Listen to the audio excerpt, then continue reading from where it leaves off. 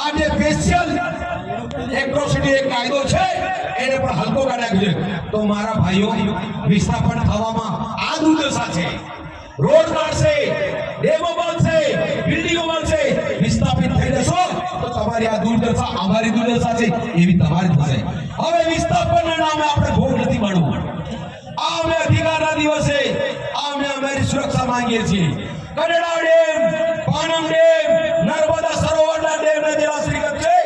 આ અધિકાર દિવસે આ સમિતિ જોડે અમે માંગણી કરીએ છીએ કે અમારી સુરક્ષા કરો.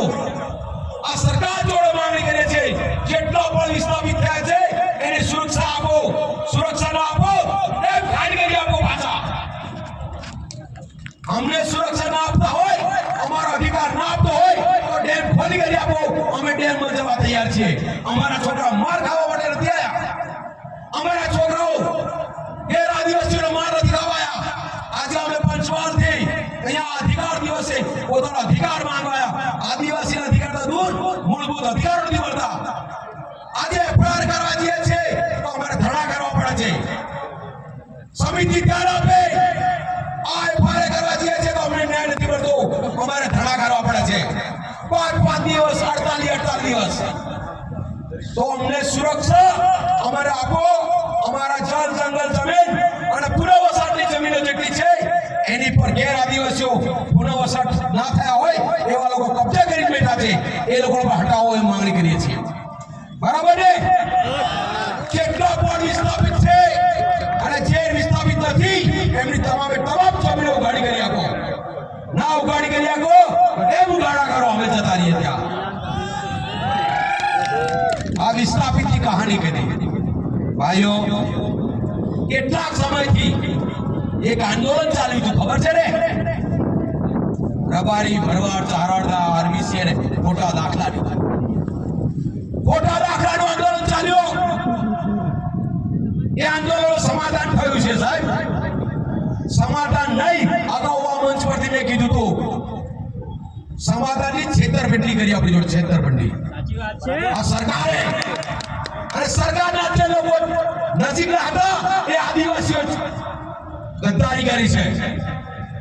અરે એમ કહેવાય છે કે સમાધાન થયું, આટલા અધિકાર બની ગયા. એક બાજુ કે કાર્ય સમિતિ આમ કરે છે, અરે રબારી, ભરવાડ, ચારણ માટે કાર્ય સમિતિ ભણી છે, પણ બીજા 7,000 10,000 માણસો પહેરી ગયા. એનું શું? જે આ વિસ્તાર છે રબારી, ભરવાડ, ચારણ સિવાય ગેર આદિવાસીઓ લાભ લઈને નોકરી કરે છે, એનું શું? જો એ સમિતિ કે છે સાચા બચાવ અધિકારી સમિતિ કે છે આપણી માન્યતા રાખી એક કાને રૂલ્સ ભણ્યા. સાંભળજો, એક કાને રૂલ્સ ભણ્યા પછી પરિપત્ર શું કરવાની જરૂર છે? ગુજરાતની પરિપત્ર ના કરી શકે. એક અન્ય રૂલ્સ ભણ્યા પછી આ સરકારે વોટ લેવા માટે એક પરિપત્ર બહાર કર્યો. હજારો લોકો બેહી ગયા અંદર, કોઈને ખબર નથી. અને આ કહેવા માટે આ બધા લોકો આરબીસી કરે. અરે આરબીસી થી જાય છે એ તો આવે છે, કાર્યક્રમનો અહેવાલ આવવાનો છે, પણ બીજા લોકો બેહી ગયા એનું શું? કેમ બોલતા નથી? ના, એ અમે નહીં બોલીએ. કેમ ભાઈ? સાથ આપ્યો એટલે. આ હું ક્લિયર કટ કહું છું.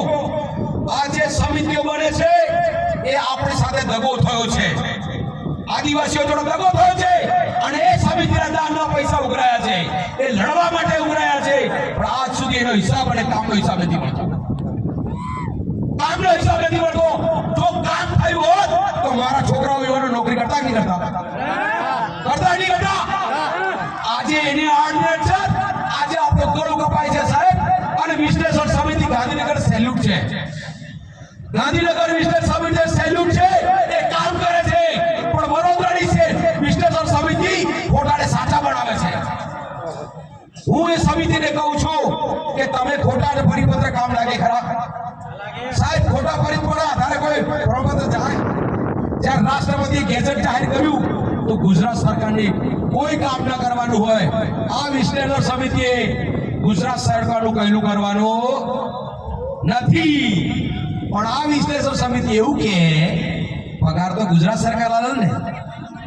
લો, સુપ્રીમ કોર્ટે બનાવેલી છે જે સમિતિ થઈ જાય છે. સુપ્રીમ કોર્ટની જે સમિતિ જે છે